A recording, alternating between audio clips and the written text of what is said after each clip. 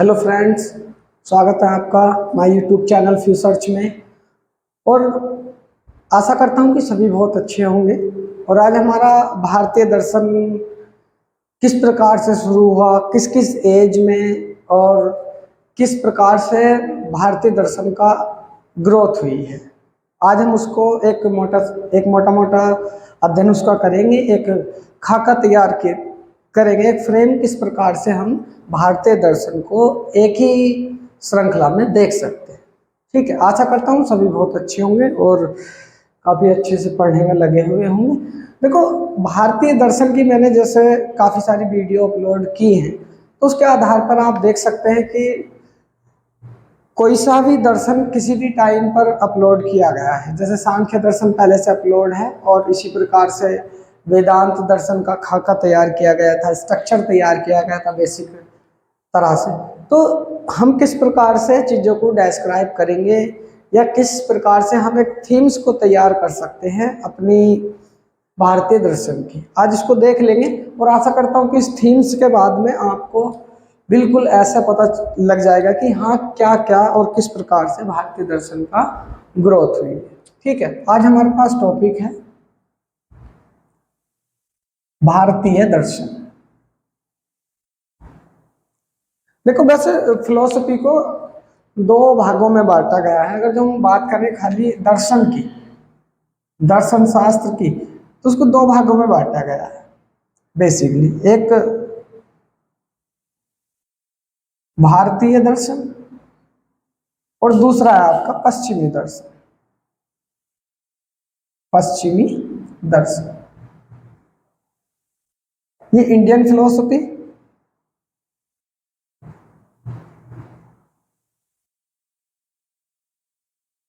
और ये आपकी वेस्टर्न फिलोसफी।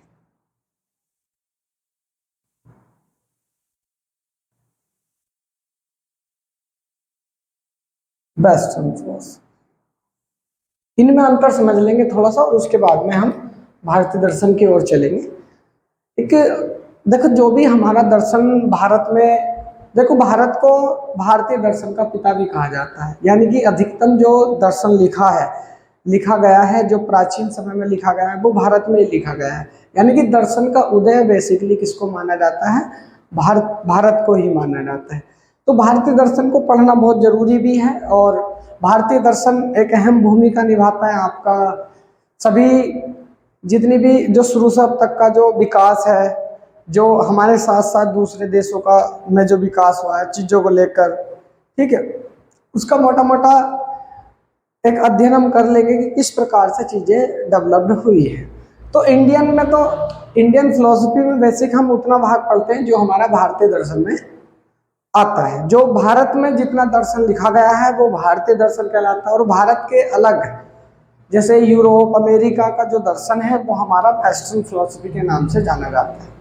जैसे हमारा ग्रीस है, यूनान है, और इसी के साथ में हमारा चीन में भी दर्शन का काफ़ी उदय हुआ है। चीन में भी काफ़ी दर्शन का उदय हुआ है। जैसे कन्फ्यूशियस हुए हैं चीन में, एक बहुत ही महान दार्शनिक हैं। और जापान में भी काफ़ी दर्शन का उदय हुआ है, जो वेस्टर्न फिलोसफी में आते हैं। जापान में एक लाओ त्से करके एक फिलोसफर हुए हैं, तो बेसिकली हम उनको यहाँ पर पढ़ते हैं। ऐसे यूनान में जो पश्चिमी दर्शन का पिता माने जाते हैं आपके थेल्स के बाद में सुकरात, प्लेटो, एरिस्टोटल, और भी काफ़ी जो हमारे फिर उसके बाद में आधुनिक यूनान के भी बहुत सारे दर्शन हमारे इसमें हम उनको स्टडी करते हैं। ठीक, अब हम बात करते हैं भारतीय दर्शन की। भारतीय दर्शन मतलब भारत में दर्शन का उदय किस प्रकार से हुआ है। देखो, दर्शन का मतलब होता है चीज़ों को एक प्रकार से देखना। दर्शन का अर्थ देखना ही होता है, या सोचना भी होता है। जो हमारी सोच है वो किस प्रकार से हम डेवलप्ड करते हैं, तो और किस किस प्रकार से जो मानव विकास का इतिहास है, जो मानव का जो विकास होता आगे चला गया है। जैसे आज हम आधुनिकीकरण में जी रहे हैं, आज हम मॉडर्निटी की तरफ है, तो इसका मतलब भी क्या है, हम जो एंसेंट की तरफ देखते हैं तो वहाँ से चीज़ों का विकास होना शुरू हुआ है। जैसे बहुत सारी चीज़ें हैं, आज हम साइंस पढ़ते हैं या हमारा काफ़ी जितना भी हमारा साइंस है वो कहीं ना कहीं फिलोसफी से ही डेवलप्ड हुआ है। यानी कि ये प्रश्न उठाते हैं बहुत ज़्यादा।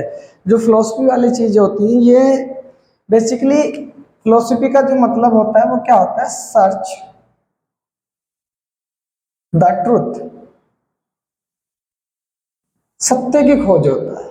वास्तव में सत्य क्या है, यानी कि वो सत्य क्या है, सर्च द ट्रूथ मतलब सत्य की खोज। अभी कोई भी चीज है, हमारे मन में कोई भ्रम है तो उस भ्रम को सत्यता की ओर लेके जाना भी हमारा क्या कहलाता है, दर्शन ही कहलाता है। कोई चीज है कि नहीं है, ईश्वर है कि नहीं है, वो भी हम थियोलॉजी में पढ़ते हैं, मेटाफिजिक्स में बेसिकली उसको पढ़ते हैं। ईश्वर, आत्मा, जगत, इसकी व्याख्या अलग अलग फिलोसफरों ने अपने अपने शब्दों में की है। और चीज़ों को कौन सी चीज़ें वास्तव में रियल हैं, कौन सी इमेजिनरी हैं, उन बातों पर भी चर्चा भारतीय दर्शन में की गई है। भारतीय दर्शन, और बहुत अच्छा भी लगता है जब भारतीय दर्शन के बारे में हम पढ़ते हैं, क्योंकि ये हमारी संस्कृति से भी जुड़ा हुआ है। आज जो हमारी संस्कृति का डेवलपमेंट है या जो कभी कभी हमें प्राचीन चीज़ों से जोड़ता है, तो वो भारतीय दर्शन में ही उन चीज़ों का उदय हुआ है। आज का जो समाज है उसको तो वेस्टर्न इफेक्ट बहुत ज़्यादा है। जो वेस्टर्न का मतलब है जो अलग यूरोपीय कंट्री हैं उनका इफेक्ट ज़्यादा है। बेसिकली आप देखते हैं कि ऐसा नहीं कि भारतीय दर्शन का मतलब साधु संत, इससे नहीं है इसका मतलब, बिल्कुल भी इसका मतलब इससे नहीं है कि हम फिलोसफी पढ़ेंगे, दर्शन पढ़ेंगे तो बेसिकली हम साधु होने जा रहे हैं या हम कमंडल उठा लेंगे। बस इतना है कि बहुत सारी चीज़ों का ऐसे डिबेट है, ये बुद्धि का विकास करने में भी क्या होता है आपका बहुत सक्षम है। ठीक है, आप देख लेंगे। बेसिकली मैं कई बार कहता भी हूँ, और सब्जेक्ट की जो मैंने वीडियो अपलोड की है उसमें मैं कहता भी हूँ कि चीज़ों को आप दो तरीके से पढ़ो। सबसे पहले तो उसका जो इतिहास है, इतिहास को जानना बहुत जरूरी है। ठीक है, और फिर उसका जो ट्रेंडिंग में इस समय पर जो ट्रेंड चल रहे हैं, यानी कि जो सामान्य अध्ययन है उसको पढ़ना जरूरी है। सामान्य अध्ययन या सामान्य कारण है, कारण भी बोल सकते हैं आप, या आपके सामान्य कारण। ठीक है, इनको हम पढ़ सकते हैं। इतिहास, या इतिहास को हम क्या बोल सकते हैं, ऐतिहासिक कारण भी बोल सकते हैं।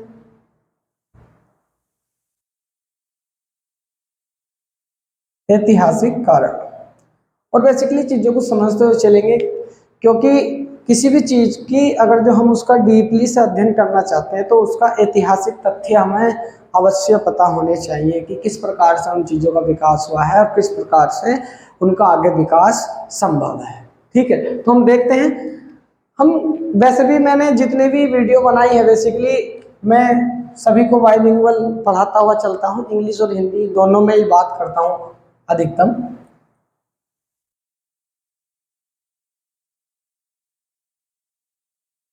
इसको हम इंडियन फिलोसफी, और ऐतिहासिक कारण को हम हिस्ट्री ऑफ, इसको हम क्या बोल सकते हैं,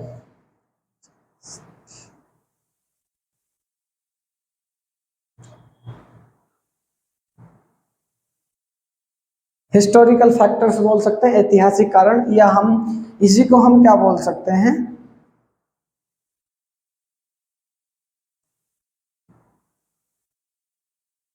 history of Indian philosophy.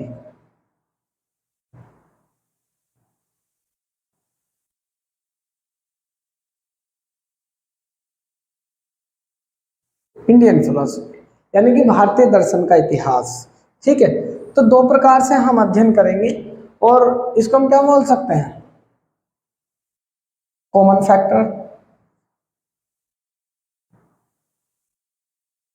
Common factors का मतलब है जो सामान्य चीजें भारतीय दर्शन में भी और अन्य दर्शनों में भी जिन पर डिबेट है, आज भी डिबेट है। ठीक है, जैसे कॉमन फैक्टर्स में आपका बहुत सारे जो, जैसे यानी कि आधुनिक जो दर्शन है उसमें किस प्रकार से चीज़ों का विकास हुआ है, जैसे इसमें आत्मा को लेकर बहुत डिबेट है। ठीक है, जो कॉमन फैक्टर्स में आता है, और law of Karma, theory of Karma, जो स्वामी विवेकानंद ने भी कर्म सिद्धांत दिया है, और आपका बौद्ध दर्शन में भी कर्म सिद्धांत को काफी अच्छे से डिस्क्राइब किया गया है। जब हम प्रत्येक पर बातें करेंगे, चर्चाएं करेंगे, तो आप देखेंगे कि चीज़ों को बहुत अच्छे से समझाने की मैं कोशिश करूंगा। और आप इस समय पर देख रहे हैं कि हम दो कोर्स को आप यहाँ पर पढ़ने वाले हैं भारतीय दर्शन की। ठीक है, ये पहला फैक्टर्स है, पहला कोर्स है, और ये आपका दूसरा कोर्स है, दूसरा कोर्स है। ठीक है, बेसिकली हम पहले कोर्स को पहले शुरू करते हैं, क्योंकि हमें किसी भी सब्जेक्ट को पढ़ने के लिए वहाँ का इतिहास जानना बहुत जरूरी होता है या बहुत आवश्यक होता है। ठीक है, तो वहाँ का जो ऐतिहासिक यानी इतिहास में किस प्रकार से भारतीय दर्शन का उदय होने वाला है। ठीक है, देखो बहुत सारे लोग ऐसा कहते हैं कि सबकी अलग अलग राय रही है दर्शनों में। कुछ कहते हैं कि दर्शन उसी के दिमाग से या उसी की बुद्धि से निकलता है जिसका पेट भरा हुआ होता है। बेसिकली ऐसी अवधारणाएं लोगों में होती है। कुछ लोग कहते हैं कि जितना व्यक्ति प्रेशराइज्ड होता है या किसी ने कोई बात कही, उससे परेशान है, तो भी चीज़ों को नया ज्ञान, लेकिन नया ज्ञान जो बेसिकली निकलता है वो अपने आप को शोध करने से निकलता है। ठीक है, आप जितना मौन रहेंगे और जो जीवन में होने वाले प्रश्न हैं उनको आप अपने आप से पूछिए। आप अगर जो अपने आप को चुप करने में सक्षम है तो आप परम ज्ञानी या ज्ञान के रास्ते पर चल पड़े। किसी भी चीज़ को लेकर, जैसे एक इंडियन वेस्टर्न जो फिलोसफर हैं रेने डेकार्डे, उन्होंने काफ़ी चीज़ों पे डाउट, संशयवाद, इन चीज़ों का अध्ययन करके बताया कि प्रत्येक पे आप डाउट करो, और जब तक उसकी वास्तविकता का पता ना चल जाए कि वो है क्या। ठीक है, what is the cause of its reality, इसके पीछे का जो वास्तविकता है वो क्या है, तब तक आप प्रत्येक चीज पर क्या कर सकते हैं, संदेह कर सकते हैं। ठीक है, एक बहुत फेमस वाक्य है, who am I therefore I am. ठीक है, बहुत वेस्टर्न फिलोसफी का बहुत ही फेमस वाक्य, मैं कौन हूँ, मैं हूँ। ठीक है, यानी कि जब हम अपने आप पे भी क्या करते हैं, संदेह करते हैं कि मैं कौन हूं, तो अंदर से एक जवाब आता है मैं हूं। यानी कि जो हमारे अंदर से जो जवाब आया उसी को बेसिकली क्या कह दिया गया, आत्मा कह दिया गया। ठीक है, तो आत्मा, मोक्ष, पुनर्जन्म, रीबर्थ को लेकर नॉलेज या ब्रह्म को लेकर काफ़ी डिबेट आज तक भारत में रही है, और उसी से हमारा आगे और देशों में भी इन चीज़ों का विकास हुआ है। ठीक है, तो हम चलते हैं फिलोसफी की तरफ। देखो ये एक ऐसा सब्जेक्ट है जो हमें सोचने के लिए क्या कर देता है, मजबूर कर देता है, चीज़ों को जानने के लिए मजबूर करता है। हमें जानना, हमें पड़ता ही है कि हम चीज़ों को जानें, इसके पीछे का जो इंटरेस्ट है, आखिरकार ऐसा क्यों हुआ, कैसे हुआ।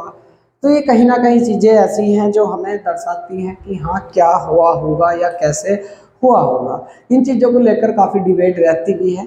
आज जितनी भी चीज़ें डेवलप्ड हैं, अभी बहुत सारी चीज़ें हैं, जैसे आप अभी इसमें जब हम आधुनिकता की ओर बढ़ेंगे, आधुनिक दर्शन की बात हम करेंगे, तो आप थ्योरी ऑफ रिलेटिविटी जो अल्बर्ट आइंस्टीन ने दी है, ठीक है, और थ्योरी ऑफ इनर्शिया जो न्यूटन ने और गैलीलियो ने मिलकर दी थी, लॉ ऑफ इनर्शिया के नाम से जाना जाता है।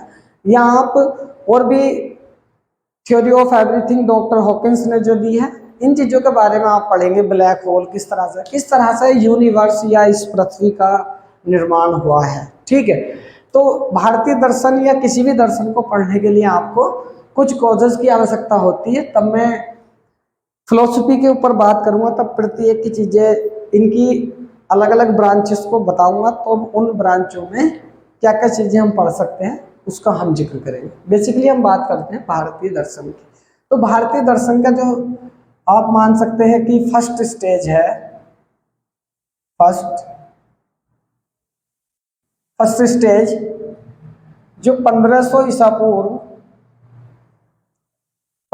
पूर्व मानी जाती है। फर्स्ट स्टेज में हम देख लेंगे किन किन चीज़ों का विकास भारतीय दर्शन के अकॉर्डिंग हुआ। जैसे इस फर्स्ट स्टेज को हम किसके नाम से जान सकते हैं, वेदा एज।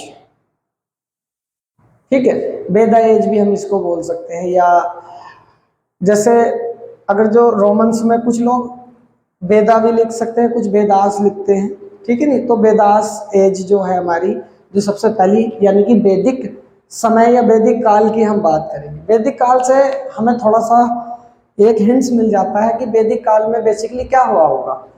वेद लिखे गए होंगे, उपनिषद लिखे गए होंगे, यही हमारा भारतीय दर्शन है। जो वेद हैं, पुराण हैं, उपनिषद हैं, जैसे कठोपनिषद, वेदारण्यक उपनिषद हैं, और भी बहुत सारे उपनिषद हैं, वेदांत लिखे गए उस समय पर। तो इन चीजों को किसने लिखा, कैसे लिखा, ये हम बात करते हैं। देखो कुछ लोगों का तो ऐसा मानना है कि हम देखो वेद को पहले दो भागों में बांट लेते हैं। एक तो हो जाता है आपका वेद, एक होता है उपनिषद, ठीक है, एक होता है आपका उपनिषद।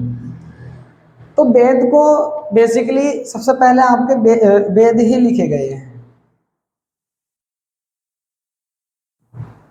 1500 ईसा पूर्व में, ठीक है। वेद ही लिखे जाते। ईसा पूर्व का मतलब तो समझते ही हैं, ईसा मसीह के जन्म से पहले है। जितना भी हमारा कैलेंडर, अब जो कैलेंडर हम फॉलो करते हैं उससे जीरो से अगर जो हम यानी कि ईस्वी की शुरुआत से बिल्कुल पीछे जाएंगे तो वो ईसा पूर्व में चला जाता है। ये बात आप सभी जानते हैं, ठीक है।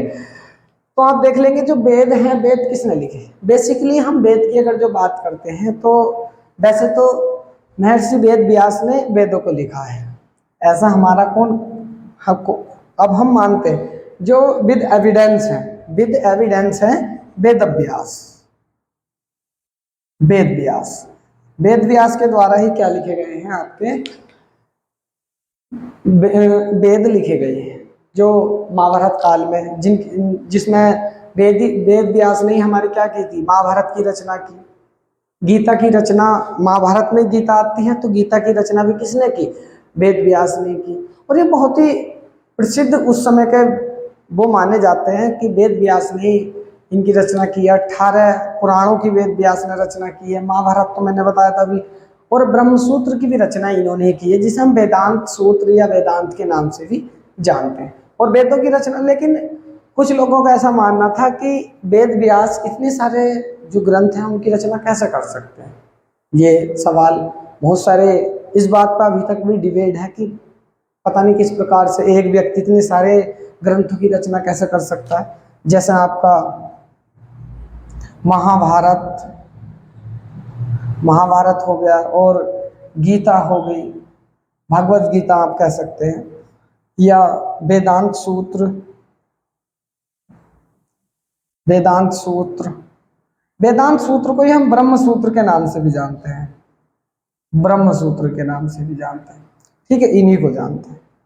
18 पुराणों की इन्होंने रचना की, 18 पुराण इन्होंने लिखे, 18 पुराण इन्होंने लिखे, ब्रह्मसूत्र, वेदांत, गीता, ये आपके महर्षि वेद व्यास ने लिखे। और कुछ लोगों का मानना था कि यही महर्षि बादरायण भी थे।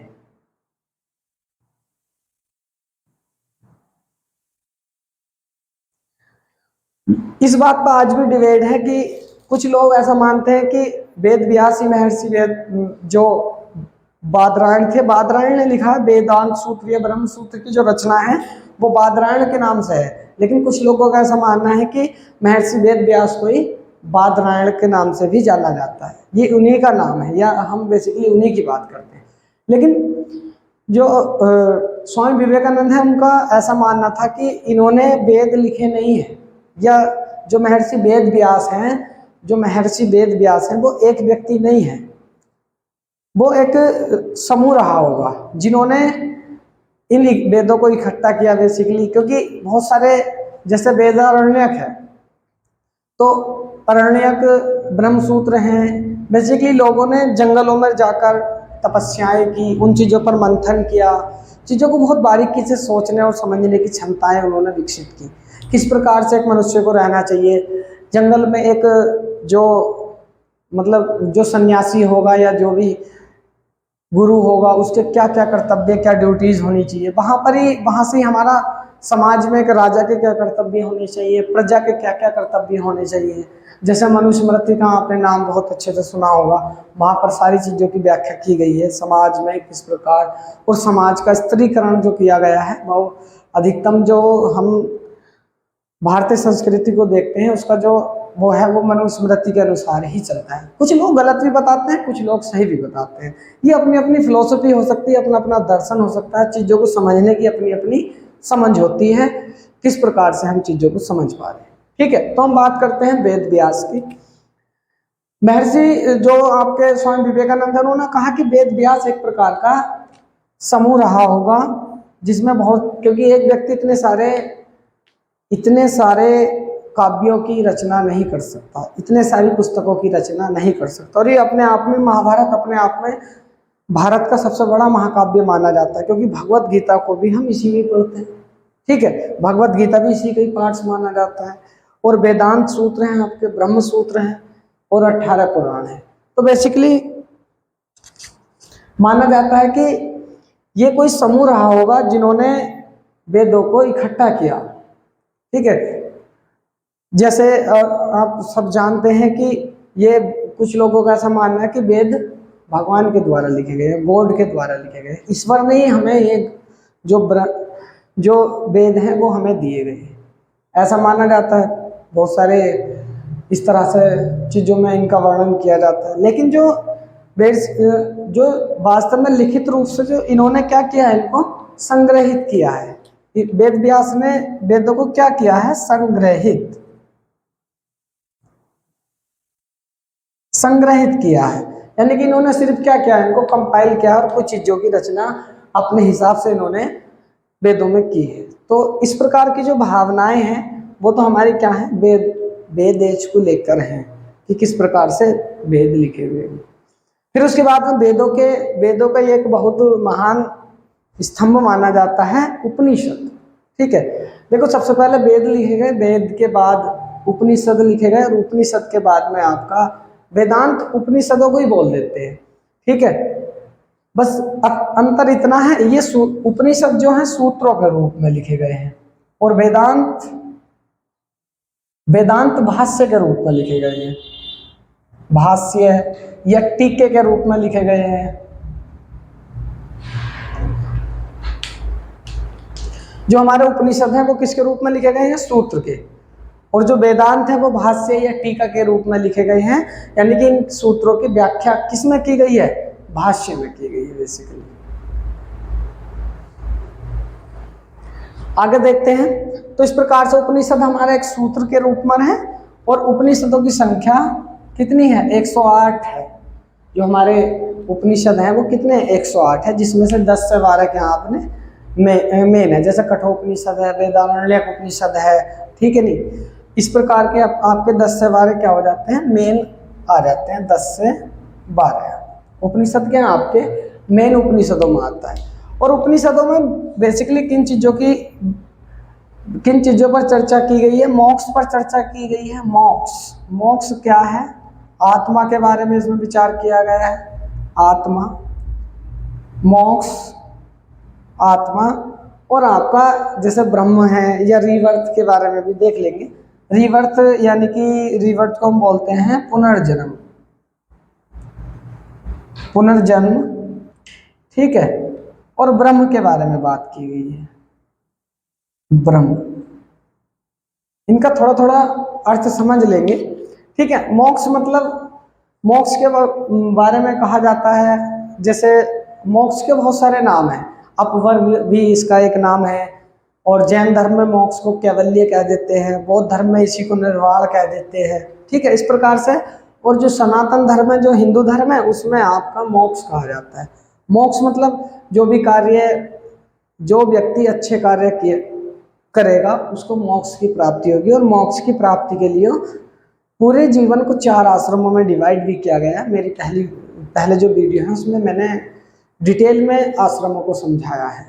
ठीक है, तो इस प्रकार से हमारा ब्रह्म लिखा गया, ब्रह्म के बारे में चर्चा की गई उपनिषदों में, पुनर्जन्म की, आत्मा की।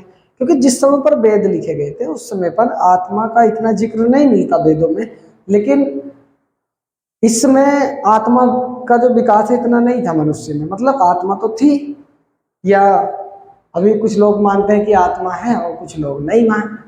ठीक है, जैसे 4 वाक दर्शन है तो वो मानता है कि हमारे अंदर कोई आत्मा नहीं होती, जो भी खाना है खाओ, जो पीना है पियो, कोई मोक्ष नहीं होता, कोई रीजन्म, कोई भी आपका रिवर्थ नहीं होने वाला। ये मनुष्य जीवन है, एक बार मिला है, दोबारा नहीं मिलेगा। कुछ लोगों का ऐसा मानना था। तो उस दर्शन को हम, जो महर्षि गौतम के द्वारा लिखा गया था, चार वाक दर्शन बोला जाता है। चार वाक दर्शन पर भी हम बात करेंगे, सभी धीरे धीरे हर प्रत्येक टॉपिक को हम डिस्क्राइब करेंगे, ठीक। तो इस प्रकार से मोक्ष के बारे में, आत्मा है कि नहीं है तो कहाँ है, हमें तो दिखती नहीं है, कुछ लोगों का ऐसा मानना होता है। होते हैं कुछ मूर्ख लोग बोल देते हैं ऐसे कि हमें तो दिख नहीं रही, भगवान है कि नहीं है, भगवान है तो कहाँ है, हमारे सामने क्यों नहीं आता, इस तरह की बातें करते हैं। तो इन चीजों पे बेसिकली दर्शन में क्या रही है, डिबेट रही है। पुनर्जन्म मतलब हमारा जो जन्म है वो दोबारा होगा, ऐसा मानना कुछ लोगों का था। और पुनर्जन्म ने बेसिकली वेद और इसमें तो पुनर्जन्म का काफी जिक्र किया गया है और बताया भी गया है कि पुनर्जन्म वास्तव में होता है। और यहाँ तक हिंदू धर्म में तो 84 लाख योनियों का वर्णन किया गया है कि ये प्रकार, ये मिलेगा, ये मिलेगा, ठीक है। उसके बारे में 84 लाख योनि को पार करने के बाद में हमें क्या मिलता है, मनुष्य जन्म मिलता है। कुछ लोगों का ऐसा मानना है, हिंदू धर्म में बेसिकली इन चीजों को मानते हैं। तो पुनर्जन्म मतलब हमें जन्म मिलेगा या नहीं मिलेगा, ऐसा किसमें कहा है, ऐसा इन चीजों में। और एक आ जाता है ना ब्रह्म। अब जिन चीजों की बेसिकली दर्शन में क्या बात हुई, जिन चीजों की खोज हो गई, कहने लगे कि तुम कौन हो, मैं शरीर हूँ, शरीर। और वास्तविक इन चीजों में दो तीन चीजों पर डिबेट रही है, जैसे भौतिक, चेतन, क्योंकि आत्मा को क्या कहा गया है, चेतना बताया गया, कॉन्शियसनेस, इंग्लिश में क्या बोलते हैं, कॉन्शियसनेस। और भौतिक को चीजें मेटेरियलिज्म में आती है कि नहीं है, वो भौतिकवादी वस्तु का मतलब क्या हो गया, वो वस्तु जो वास्तव में प्रत्यक्ष रूप से सामने हो और किस प्रकार से हम उसको देख सकते हैं, ठीक है। जो सामने हो, जिसे हम छू सकते हैं, वो क्या है, आपका भौतिक है। शरीर को हम छू सकते हैं, शरीर क्या है, भौतिक है। आत्मा को हम नहीं छू सकते, तो आत्मा क्या है, चेतन है, ठीक है। बेसिकली इन दो चीजों पर पूरा दर्शन टिका हुआ है, भौतिक और चेतन। क्या चीजें भौतिक है, क्या चीजें आपकी चेतन है, ठीक है। आगे बात करेंगे चीजों को पूर्ण तरह से, बहुत अच्छे से, जब तक समझ में नहीं आ जाती आप क्या करते रहेंगे, उसको देखेंगे किस प्रकार से क्या क्या चीजें हुई है। तो ये तो थोड़ा सा वेदों के बारे में था और ये उपनिषदों के बारे में था, ठीक है। यानी कि इन चीजों का कैसे कैसे, ये वैदिक एज की हम बात कर रहे हैं, जो लगभग 1500 ईसा पूर्व के समय पर थी, ठीक है। आगे देख लेते हैं। अब सेकेंड स्टेज में क्या होता है, जब इन चीजों, ये तो चीजें लिखी गई, इनके बारे में भी लिखा गया, आत्मा, भौतिक जगत है कि नहीं है, चेतन है, ईश्वर है कि नहीं है, इन चीजों के बारे में काफी डिबेट रही है। उसके बाद में हमारा सेकंड स्टेज जो आती है, हम देख लेंगे सेकंड स्टेज। सेकंड स्टेज की हम बात करेंगे। तो जो हमारे कुल दर्शन है, मोटे मोटे जो कुल दर्शन है वैदिक एज में, कुल दर्शन कितने हैं, 9 है। वैदिक एज में कुल दर्शन क्या है, 9 है हमारे। अब इसमें से 2 दर्शन, कुल 9 है। अभी सारे दर्शनों पर हम बात करेंगे। तो उन 9 दर्शनों में एक तो होता है आपका नास्तिक दर्शन, और एक होता है आपका आस्तिक दर्शन,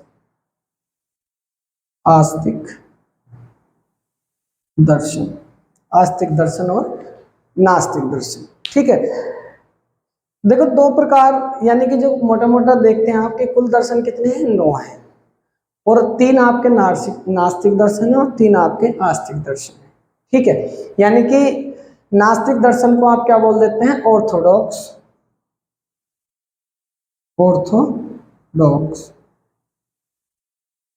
ठीक है। इसको हम बोल देते हैं ऑर्थोडॉक्स, और इसको हम बोल देते हैं हेटेरोडॉक्स, ठीक है। इसको हम क्या बोल लेंगे, हेटेरोडॉक्स। हेटेरोडॉक्स। ठीक है, नास्तिक दर्शन और आस्तिक दर्शन। हेटेरोडॉक्स जो लोग, अब आपके मन में सवाल आ रहा होगा कि हेटेरोडॉक्स नास्तिक दर्शन कौन होते हैं? मतलब जो नास्तिक लोग हैं, जो दर्शन या जिन लोगों के जो सोच है वो ये है कि गॉड नहीं है, इस प्रकार की। आपके मन में भी यही सवाल आ रहा होगा ना कि ऑर्थोडॉक्स उन्हीं को बोला गया है, ठीक है नहीं। बेसिकली नास्तिक से क्या अर्थ है? जो ईश्वर को नहीं मानता वो आपका कौन है? नास्तिक है। जो ईश्वर को मानता है वो आपका कौन है? आस्तिक है। लेकिन जो आप सोच रहे हैं वो भी ठीक है, उसको आप एथेइस्ट बोल देते हैं, ठीक है नहीं, एथेइस्ट जो आस्तिक होते हैं, ठीक है नहीं, इस प्रकार से। तो नास्तिक दर्शन आपका ये हो गया और आस्तिक दर्शन आपका हेटेरोडॉक्स हो गया और ऑर्थोडॉक्स आपका नास्तिक दर्शन। ठीक है, क्लियर होगी इतनी बात। अब देखते हैं वास्तव में इसका अर्थ ये नहीं है, भारतीय दर्शन में इसका अर्थ ये नहीं होता कि जो लोग ईश्वर को मानते हैं या जिनकी रुचि ईश्वर में हो वे आपके नास्तिक नहीं होते। बेसिकली मानना ये गया है भारतीय दर्शन में, जो लोग वेदों को मानते हैं, जो लोग वेदों को मानते हैं वे आपके कौन हैं? नास्तिक। सॉरी, जो लोग वेदों को नहीं मानते वे नास्तिक हैं, और जो लोग वेदों के को मानते हैं और वेदों के बनाई परंपराओं पर चलते हैं वे कौन है? आस्तिक है। ठीक है, जो वेदों को मानते हैं आस्तिक, और जो वेदों को नहीं मानते वे नास्तिक। ठीक है, अब वेदों को कौन कौन नहीं मानता? सबसे पहले तो आपका चारवाक दर्शन। चारवाक दर्शन वेदों को नहीं मानता है। दूसरा आपका बौद्ध दर्शन। बौद्ध दर्शन, महात्मा बुद्ध ने भी बौद्धों को वेदों को नहीं मानना है। एक आपका जैन दर्शन है, एक आपका है जैन दर्शन, एक आपका क्या है? जैन दर्शन। यानी कि ये वे दर्शन है जो इस वेदों को नहीं मानते हैं। इन्होंने सिर्फ चारवाक दर्शन, तो ये तो हर समय पर क्या करते हैं, इन्होंने तो भोग विलास को या भौतिक बाध्यता को बहुत ही आगे मतलब सहारा दिया है कि खाओ पियो ऐश करो, इस तरह की बातें इनकी रहती हैं। यावत जीवते सुखम जीवते, ऐसा इनके बारे में एक संस्कृत जो सार दर्शन संग्रह है जो वल्लभाचार्य के द्वारा लिखा गया है, उसमें ये बातें बताई गई है। सॉरी, माधवाचार्य ने लिखा है सार दर्शन संग्रह, तो वहां पर इनका जिक्र मिलता है कि इनका ऐसा मानना था कि यावत जीवते सुखम जीवते, जब तक जियो सुख से जियो। ठीक है, क्योंकि द्वारा से जन्म नहीं मिलने वाला और आत्मा कुछ नहीं होता जब तक तुम्हारा भौतिक शरीर ठीक है, तुम खाओ पियो और भोग विलास में रहो, आराम से ऐश के जीवन जियो। ऐसा चारवाक दर्शनों का लोगों का मानना था। ठीक है, बौद्ध दर्शन वेदों को नहीं मानते थे, लेकिन इनका जो वो था, इनका था लास्ट जो था इनका मोक्ष और दुख का अंत इन्होंने बताया। जो बौद्ध दर्शन में महात्मा बुद्ध का जो अष्टांगिक मार्ग है वो इन्होंने बताया है, और दुख के बारे में काफी इन्होंने चर्चाएं की हैं और दुख को बताया भी है। दुख के प्रकार बताए हैं, 3 प्रकार का दुख होता है बौद्ध दर्शन में। ऐसे जैन दर्शन में भी दुख से बचने के उपाय बताए हैं। कैवल्य, इसमें मोक्ष को कैवल्य के नाम से जाना जाता है। ठीक है, और जैन दर्शन, जैसे जैन दर्शन का बेसिकली ऐसा होता है जिसने अपने आप पर या अपनी इंद्रियों को क्या कर दिया हो, अपनी इंद्रियों पर पूर्णतः इंद्रियां इनके बस में हो। ठीक है, तो ये उनको बहुत ही क्या माने जाते हैं, मतलब उसको बहुत ज़्यादा है जिसने अपनी संपूर्ण जो इंद्रियां हैं उनका विकास कर लिया हो और उन पर उनका पूर्णतः क्या हो, कंट्रोल हो। तो जैन दर्शनों का ऐसा मानना था, और इन्होंने कैवल्य के को क्या दिया, बहुत महत्व दिया है। ठीक है, तो ये तो हमारे 3 दर्शन नास्तिक दर्शन के रूप में जाने जाते हैं। ठीक है, फिर आपका आ जाता है नंबर 2 में, आपका आ जाता है आस्तिक दर्शन। आस्तिक दर्शन मतलब हेटेरोडॉक्स। ठीक है, जो अब देखो इसमें जो दर्शन थे आपके, इसमें 6 दर्शन, 3 तो आ गए आपके नास्तिक दर्शन में, और जो 6 दर्शन हैं वे कैसे दर्शन माने जाते हैं? आपके आस्तिक दर्शन माने जाते हैं। जैसे सांख्य दर्शन और योग दर्शन, ये बेसिकली दो दो के पेयर्स में है। दो दो के पेयर्स में क्यों है, इसका कारण मैं अभी बताऊंगा आपको। जैसे सांख्य दर्शन है, योग दर्शन है, न्याय दर्शन है और वैशेषिक दर्शन है, और मीमांसा दर्शन है, और वेदांत सूत्र है या वेदांत दर्शन है। ठीक है, देख लेंगे इनको। सांख्य दर्शन और योग, सांख्य और योग बोल देते हैं इसको, सांख्य और योग दर्शन, योग दर्शन। दूसरा आपका आ जाता है न्याय और वैशेषिक दर्शन, वैशेषिक दर्शन। ठीक है, और तीसरा आपका आ जाता है मीमांसा, मीमांसा और वेदांत दर्शन, वेदांत दर्शन।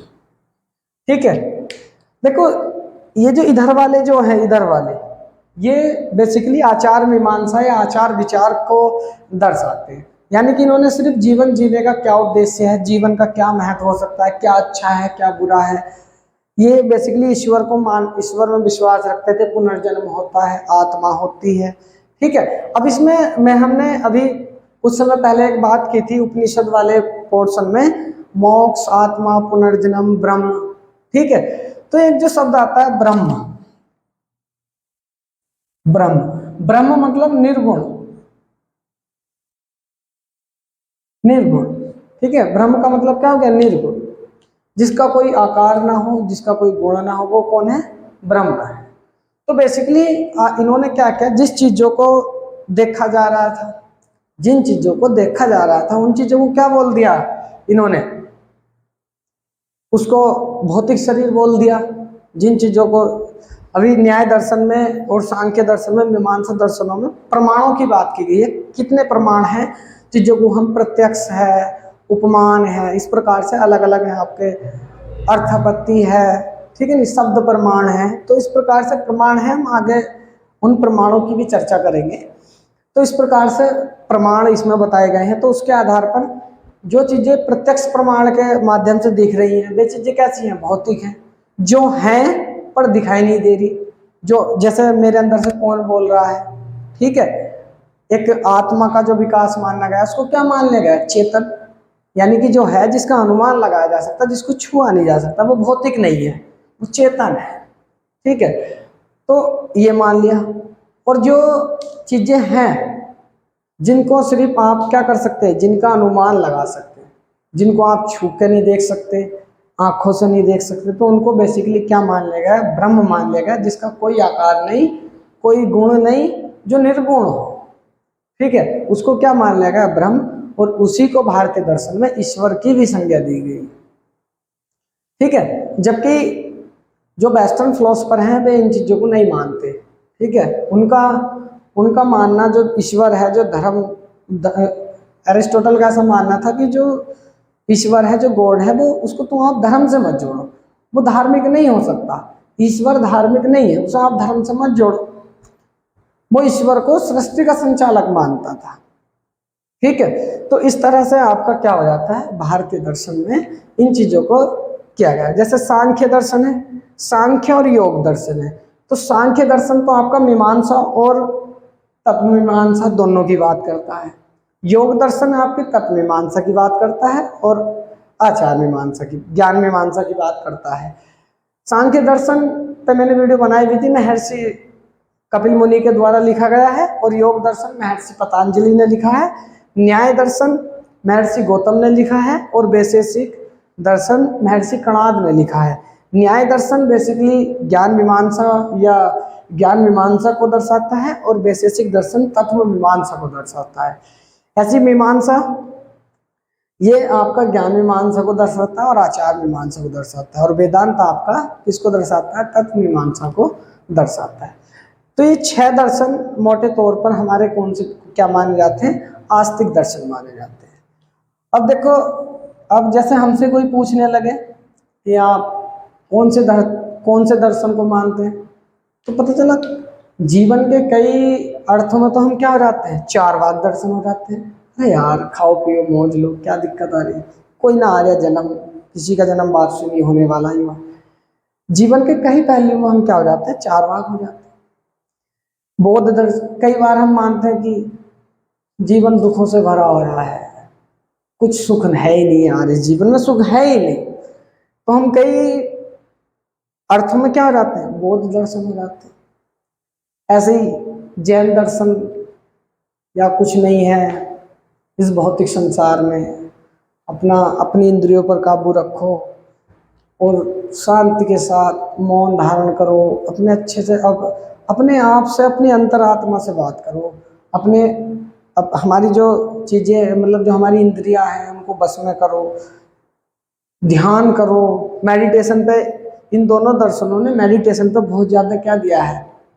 बहुत जोर दिया है। ठीक है, फिर हम मोटे तौर पर आ जाते हैं।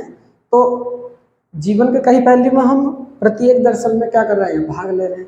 सांख्य दर्शन और योग दर्शन में, ये जो हमारे 6 दर्शन हैं, अगर जो कोई इन चीज़ों को मानता है, न्याय और वैशेषिक, मीमांसा और वेदांत को अगर जो कोई मानने वाला है, या कोई उपनिषदों को मानने वाला है, तो इन 6 दर्शनों को हम 1 2 3 4 5 6, इन 6 दर्शनों को हम 60 दर्शन के नाम से भी जानते हैं। 60 दर्शन, 60 दर्शन, इसको हम किसके नाम से जानते हैं? 60 दर्शन के नाम से भी जानते हैं। या इसी को हमारा हिंदू दर्शन भी कहा जाता है, हिंदू दर्शन, या इसी को हमारा सनातन दर्शन के नाम से भी जाना जाता है, सनातन दर्शन। ठीक है, सनातन दर्शन या हिंदू दर्शन, इन 6 दर्शनों को मानने वाले व्यक्ति को हम क्या मानते हैं? बेसिकली कि वो सनातन दर्शन से मतलब उसका जो संबंध है वो सनातन से है, या सनातन धर्म से है, या हिंदू दर्शन से है, या हिंदू धर्म से है। यह 60 दर्शन इसी को बोला जाता है। ठीक है, ये जैसे न्याय दर्शन महर्षि किसने लिखा था? मैंने अभी बताए थे, इनको एक बार और रिवाइज कर लेंगे। सांख्य दर्शन महर्षि कपिल मुनि ने लिखा है। योग दर्शन महर्षि पतंजलि ने लिखा है। पतंजलि ने भी इसको कंपाइल किया है, बेसिकली वेद व्यास की जैसे इसको क्या क्या है? कंपाइल किया गया है, वरना तो योग दर्शन बहुत पुराना है। कई प्रकार के योग का उसमें साधना, योग, समाधि, प्राणायाम, ठीक है, अनुमान, यम, इनकी बात की गई है योग दर्शन में। न्याय और वैशेषिक महर्षि कणाद ने लिखा है। ठीक है, नहीं, कणाद, उनका नाम कणाद नहीं था, लेकिन वो जैसे कोई भी फसल उगी और उसके जो दाने होते थे जो जमीन में गिर जाते थे, वो उनको बेसिकली उनको इकट्ठा करते थे और उन्हीं से अपना जीवन यापन करते थे, इसलिए उनका नाम, वे कणों को इकट्ठा करते थे, इसलिए उनका नाम महर्षि कणाद पड़ गया था। ठीक है, मीमांसा दर्शन महर्षि जैमिनी ने लिखा है, और वेदांत दर्शन आपका महर्षि बादरायण ने लिखा है, जो हमने अभी बताया था। वेदांत दर्शन या वेदांत सूत्र, हम इसी को बोलते हैं, वेदांत सूत्र या वेदांत दर्शन, और इसी को हम वेदांत दर्शन को क्या बोल देते हैं? ब्रह्म सूत्र। ब्रह्म सूत्र भी हम इसी को बोलते हैं, ब्रह्म सूत्र, वेदांत सूत्र और वेदांत दर्शन, ये महर्षि बादरायण ने लिखा है, जिनको हम महर्षि वेद व्यास को ही महर्षि बादरायण मानते हैं। ऐसा अधिकतम लोग ऐसा ही मानते हैं। ठीक है, तो इस प्रकार से हमारा क्या था? ये हमारा भारतीय दर्शन का एक छोटा छोटा परिचय था, जो सेकंड स्टेज तक लो हमने इतना कंप्लीट किया है। ठीक है, आगे देखते हैं थर्ड स्टेज को।